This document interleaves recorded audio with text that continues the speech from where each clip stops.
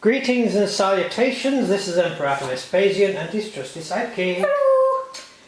Today we're bringing you a unboxing video. We've done a few of these recently because we've been getting a lot of stuff in to do these new things that we're doing, and this is the next one. This is the lovely Victrix Rome's Italian Allied Legions. These guys are cool. There's no point really telling you about the box art. They're pretty boring from Victrix anyway. I like the ones where they're having a big battle where they're hacking each other to death.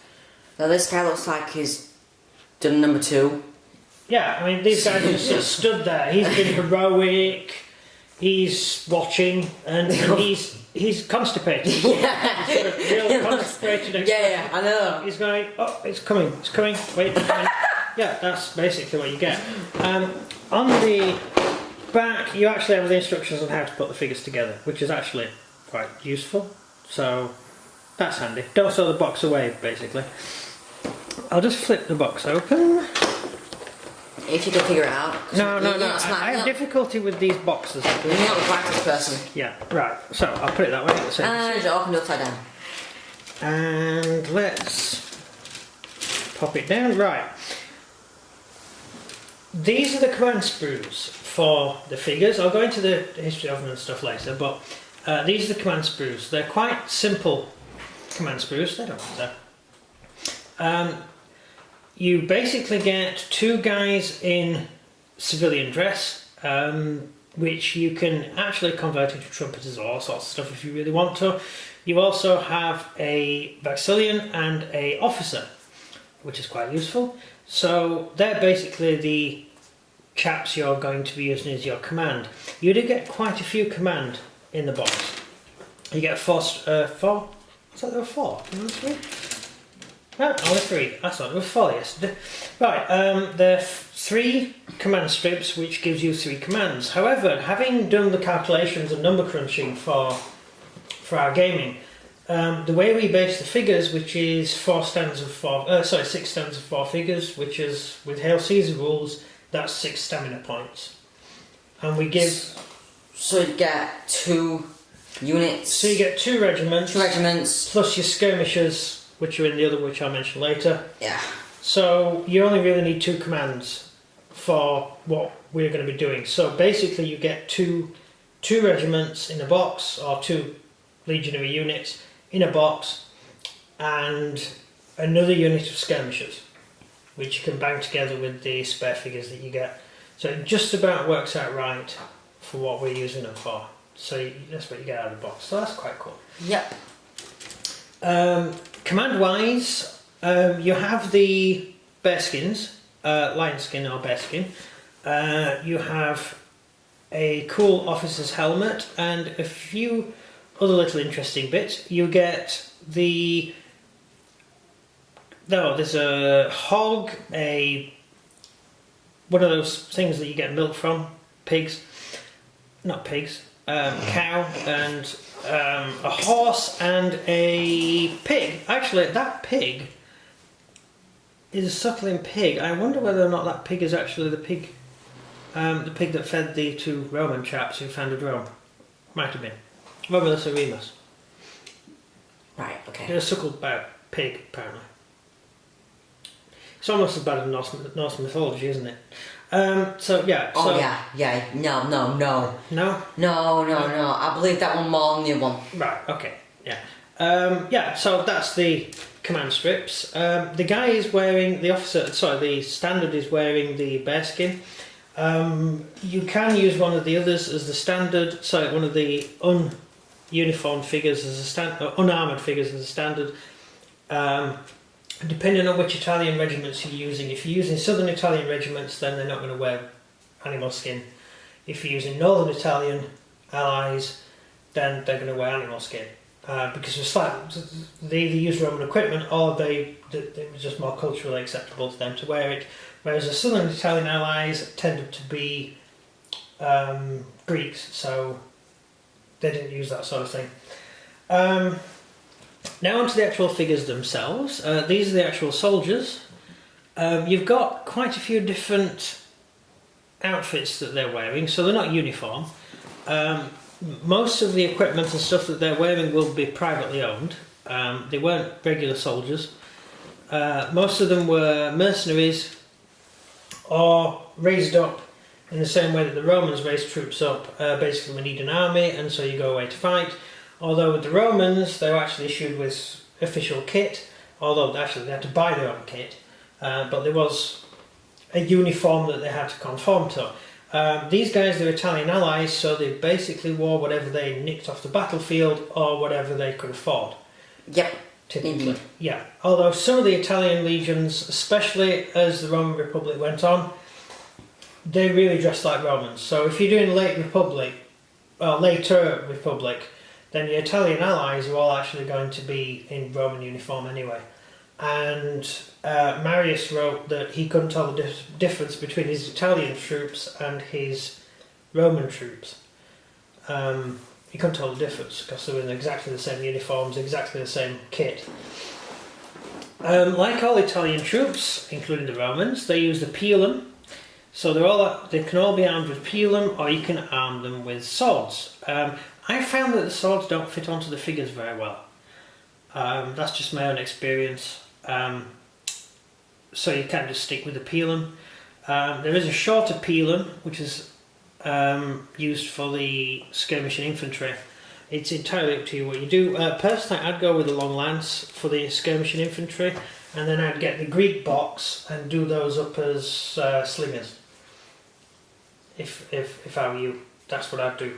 But that's just me. Yeah, you always do that kind of stuff. Well, the long lance is useful for the skirmishing troops if you're fighting against cavalry. Although in Hail Caesar rules, it only stops the -1 for disorder. That's all it really does, doesn't it? It stops the charge impetus of cavalry. Which could save you a lot. So. Which could, yeah, actually it could make a big difference. So you intermingle you can either have a unit of long lances, although I don't think you're going to have enough figures for that. Yeah, you could. You get 3 long lances in the box, so yeah, you can actually do one whole unit up with lances. Long spear, sorry, it's called, which is it's a bit like the hoplite spear, but not quite used in the same way for the Romans. Moving on,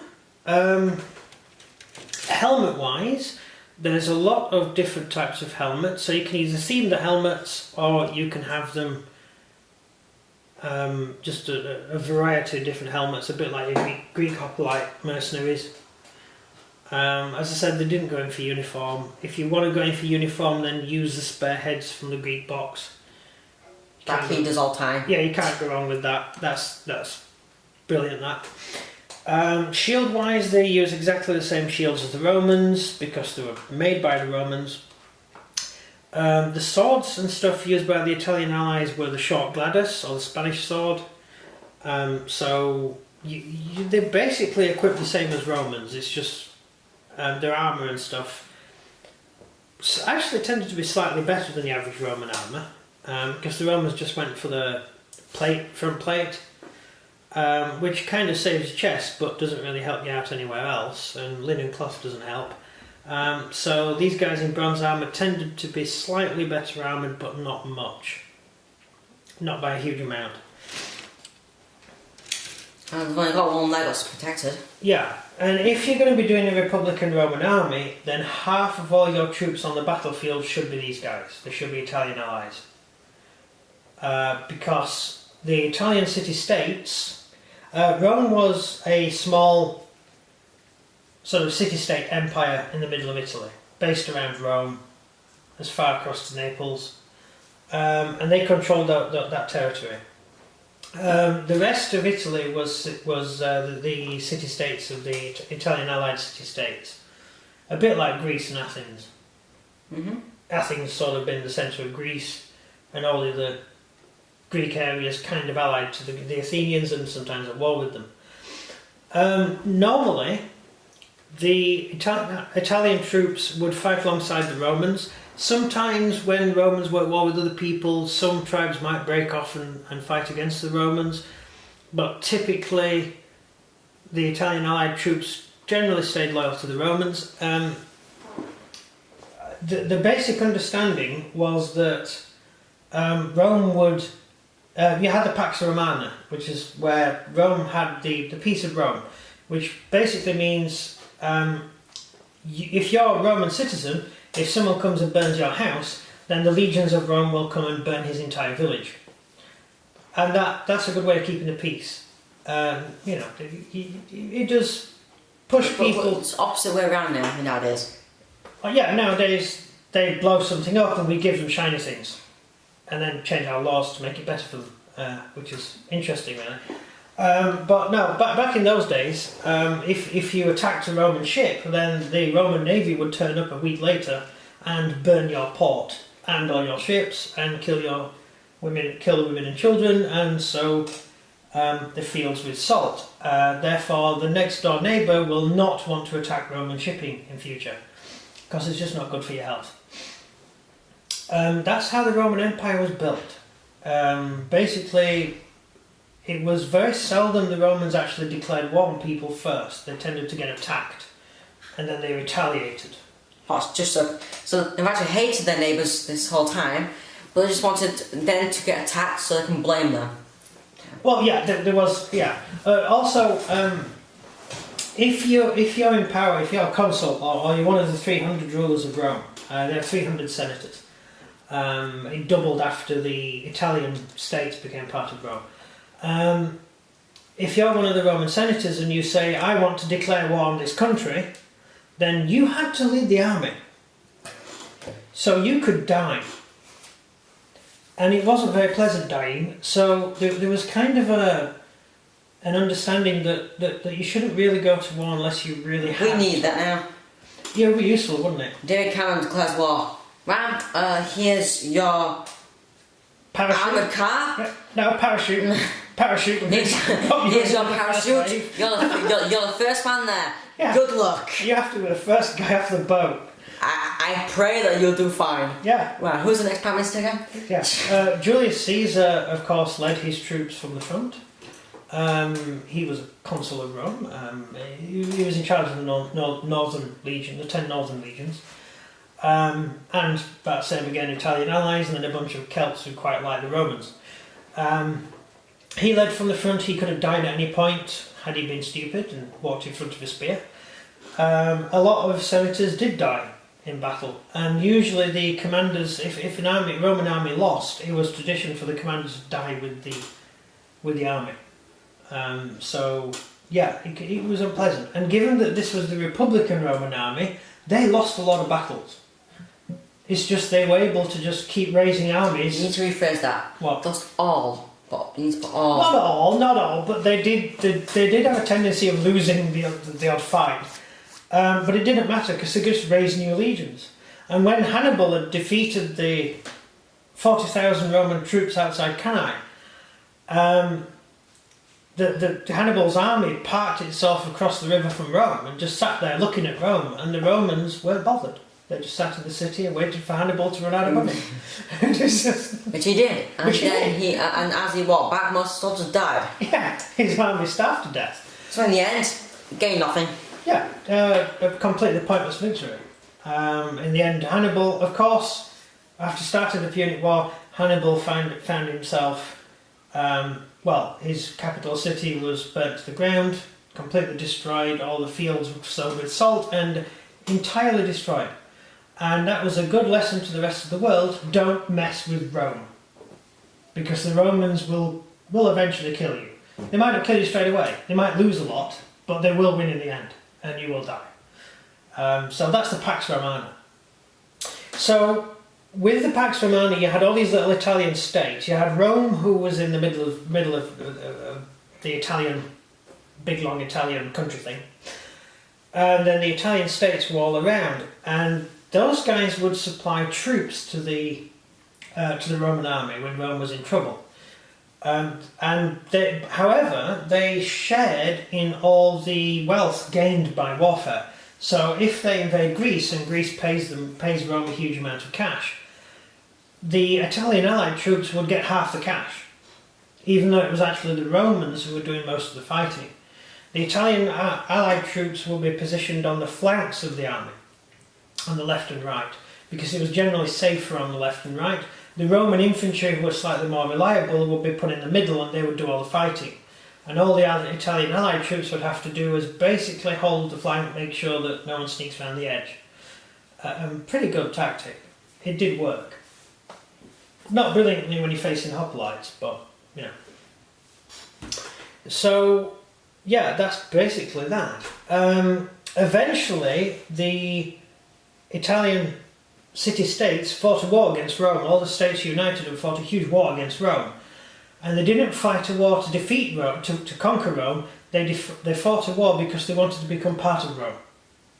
So one of the few occasions where enslaved people rebelled in order to demand to be enslaved by the Romans. However, after the war ended, it was actually the Italian states lost. But after the war ended, all the citizens of Italy, the Italian country of Italy, modern day country of Italy, were permitted to become Roman citizens. They could apply to be Roman citizens if they wanted to be.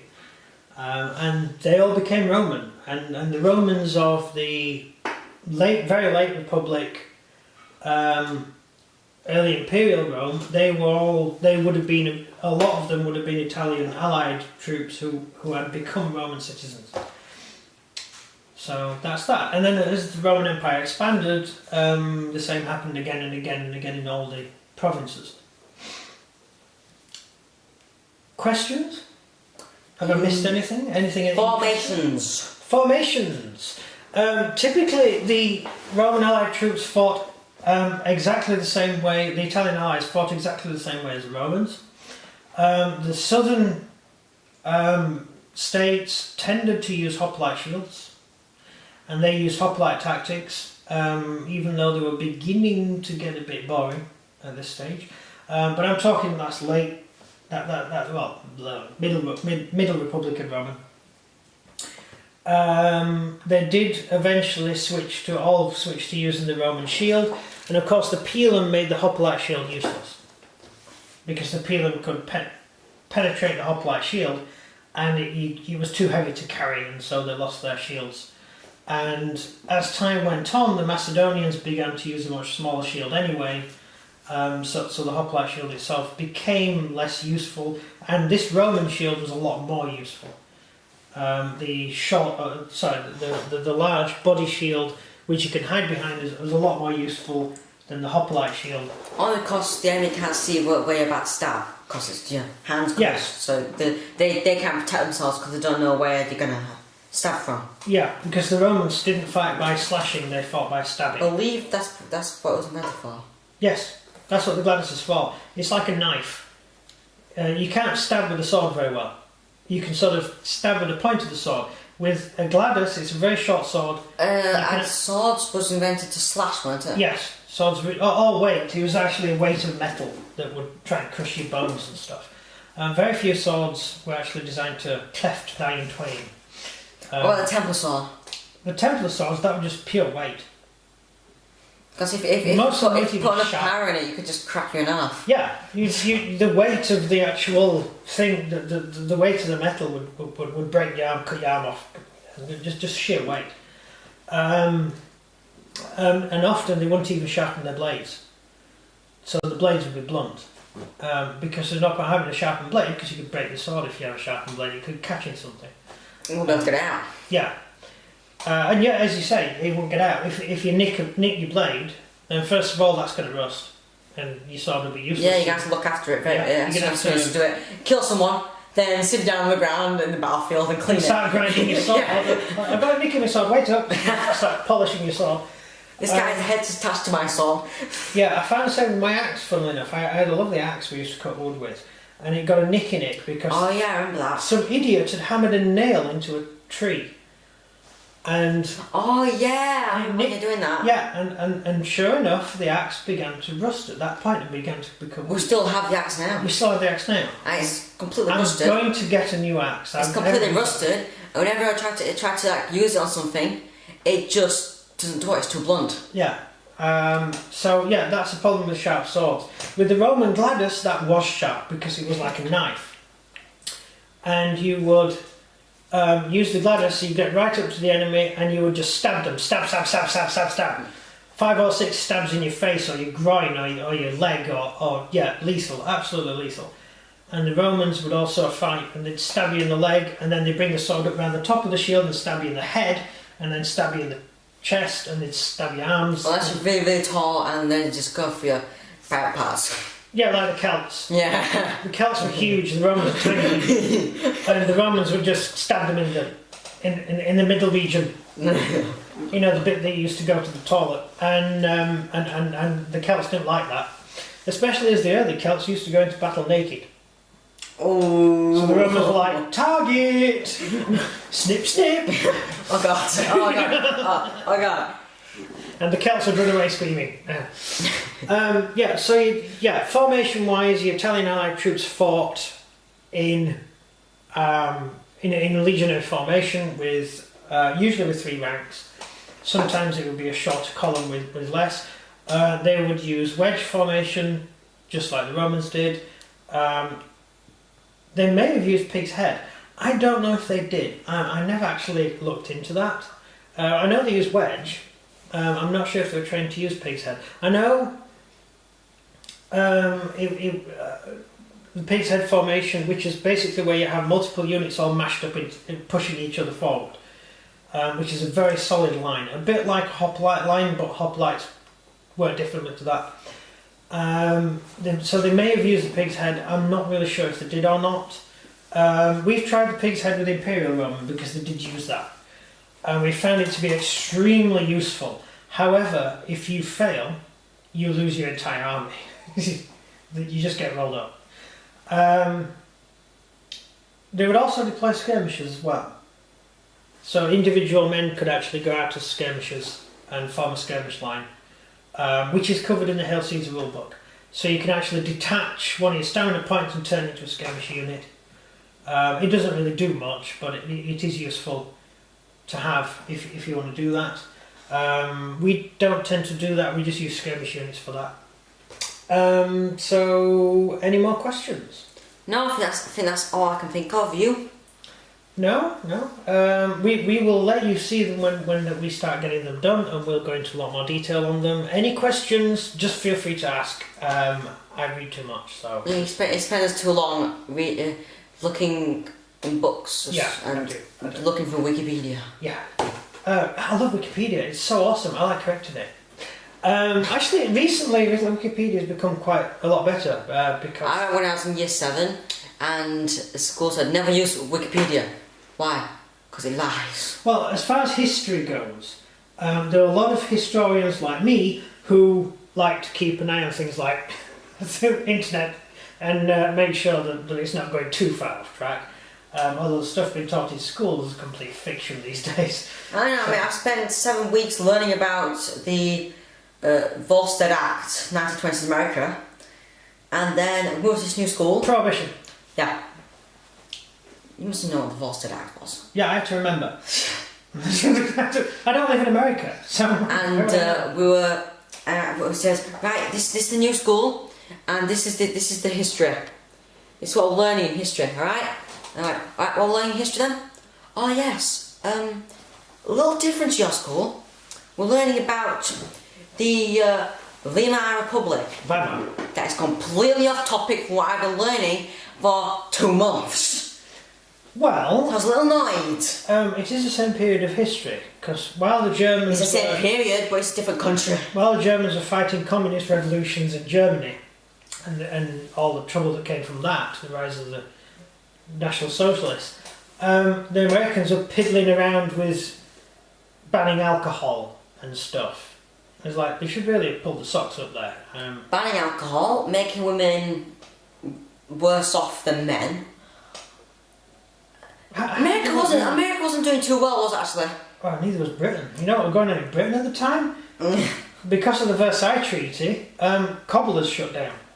Because Germany had to provide shoes for free as part of the Versailles Treaty to Britain.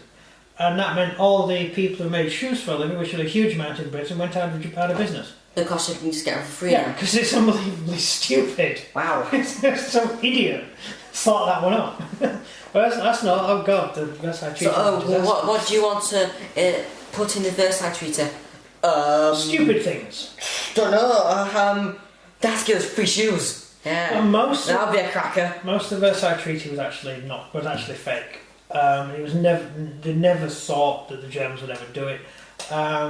The amount of money that they had to pay back to the reparations, it was only 50 million, was it? Or $50 billion German currency. That's all they actually had to pay back. All the rest they were never supposed to pay back. It was all in bonds. So they never actually paid it back. They never needed to. It was never actually written into the treaty. It was all in bonds. It was, an economist would explain it to you better. But it wasn't as stupid as it looks on paper. Yeah, pop quiz. Why was the Weimar government called Weimar government? Why is it the Weimar Republic? Dictatorship. No, it wasn't a dictatorship, it was a democracy. But why? I don't know. Why were they called Weimar Republic and not the German government? Why were they called Weimar Republic? Because the government was stepped down, and so they took over. Why Weimar? Because that's the head. That's the guy who came up with it. No, that's a town that signed the treaty. That's a town, yeah, I knew that. That's the town where all the politicians and everyone gathered up. Well, they all ran away. Gathered up. Gathered down, declared their own government. But, I don't have to do some history lessons for you, haven't I? You did, for 40 minutes. Yeah, well, you need some more. You really need to learn more. It's too late. You've got history tomorrow. Okay, so thank you very much for watching. Sorry about the Weimar Republic at the end. That's his fault, not mine. Hey. It was your fault, because I was actually talking about... I bet they don't even know. Probably. So that's it. Thank you very much for watching. Over to you for your... So if you enjoyed this video, please like and subscribe, and comment down below what you think of the Roman Italian Allied legions. That's everything from me. And everything from him. Goodbye. See ya.